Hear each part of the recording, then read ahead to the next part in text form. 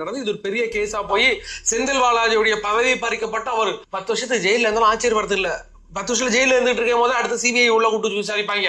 எதுல அந்த கரூர் வழக்குல அது விசாரிச்சுட்டு இருக்கும்போது 2 நாள் கேப் போட்டு நீ தூங்கிட்டு வாங்கன்னு சொல்லிட்டு மறுபடியும் கொண்டு வச்சு முகத்தை குத்தி விட்டு அந்த டிரான்ஸ்ஃபார்ம் 400 கோடி ரூபாய் டிரான்ஸ்ஃபார்ம் 3 வழக்கு இருக்கு அதுக்கு பேசிட்டு இருப்பாங்க.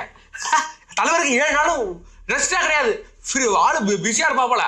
அமைச்சரா இருக்கும்போது கூட இந்த அளவுக்கு பிஸியா இருக்க மாட்டாப்புல. ஜெயிலுக்கு போறது பிறகு ஆளு எப்ப பார்த்தாலும் பிஸியா இருப்பார். வைக்கல தவறு செய்தவர்கள் யாரும் உங்களை இந்த கர்மா சும்மா விடாது. இந்த கோர்ட்டு கேஸ் அரசாங்கம் எதனாலும் நீ ஏமாத்திடலாயா? கர்மான்னு ஒன்று இருக்குல்ல, நீ செய்த வினைன்னு ஒன்று இருக்குல்ல, அதன் விளைவாக இன்னைக்கு இதே மாதிரி விஷயம் நடந்துட்டு இருக்கு. இதை மாதிரி நடக்கும்னு செந்தில் பாலாஜிக்கு நல்லா தெரியும். அதனால எப்படியாவது ஆட்சியை கவிழ்த்தணும் அப்படின்ட்டு யாரு நம்ம மு க ஸ்டாலினுடைய பேர்ல தற்பொழுது இவ்வளவு நடந்துகிட்டு இருக்கு. உதயநிதி ஸ்டாலினுக்கு பொறுக்க முடியல. தாவேக்கா ஜெயிச்சது அவங்களால மனசால ஏத்துக்க முடியல.